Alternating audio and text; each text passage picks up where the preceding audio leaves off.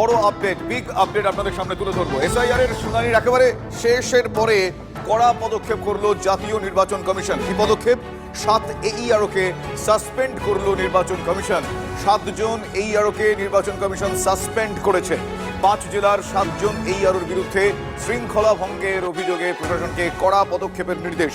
বিস্তারিতভাবে জানবো আমার সহকর্মী প্রদীপ্ত কান্তি ঘোষ এই মুহূর্তে আমার সঙ্গে রয়েছেন। প্রদীপ্ত, মূলত কি কারণ দেখিয়ে এই 7 জনকে সাসপেন্ড করা হয়েছে এবং যে নির্দেশ এসেছে সেটা কড়া পদক্ষেপ, এক্স্যাক্টলি কি মেনশনড রয়েছে আমি জানতে চাই।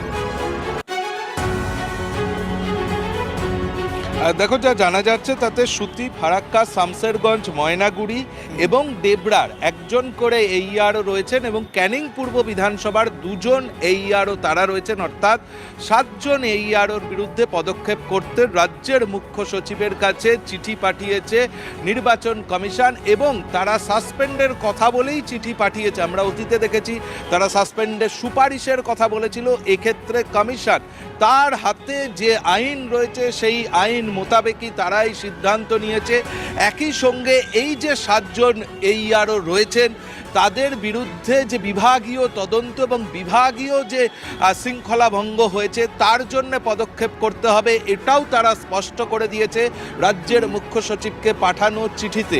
তার কারণ এই যে 7 জনের বিরুদ্ধে বারংবার অভিযোগ জমা পড়ছিল, যে কমিশনের যে নিয়ম রয়েছে সেই নিয়ম মেনে তারা বহু জায়গাতে ফর্মগুলো জমা পড়েছিল সেগুলো নিষ্পত্তি তারা করেনি। বহু জায়গাতে এই অভিযোগ আসছিল তারা কোথাও অসাধু চক্রের সঙ্গে, অর্থাৎ ভোটার তালিকায় বৈধ অবৈধ ভোটারদের ক্ষেত্রে সিদ্ধান্ত নেওয়ার ক্ষেত্রে তারা কোথাও অসাধু চক্রের সঙ্গে জড়িয়ে পড়েছিল। সেই ধরনের একাধিক অভিযোগ এই AEROদের বিরুদ্ধে জমা পড়েছিল নির্বাচন কমিশনে এবং সেগুলো সবটা খতিয়ে দেখার পরেই কমিশন এই সিদ্ধান্ত নিয়েছে এবং প্রত্যেকটি ক্ষেত্রেই পুঙ্খানুপুঙ্খ তদন্তের কথাও বলা হয়েছে। একই সঙ্গে বলা হয়েছে যে এই যে AEROদের বিরুদ্ধে যে অভিযোগের কথা কমিশনের কাছে জমা পড়েছিল, তাদের কাছে যে ফর্মগুলো জমা পড়েছিল সেগুলোও কিন্তু পুনরায় যাচাই করতে বলা হয়েছে। অর্থাৎ তাদের নিষ্পত্তি নিয়ে কোথাও কমিশন সন্দেহ প্রকাশ করছে এবং সে কারণে পুনরায় যাচাই করতে হবে এবং ইতিমধ্যেই সাসপেনশনের কথাও কিন্তু তারা জানিয়ে দিয়েছে। অর্থাৎ কমিশন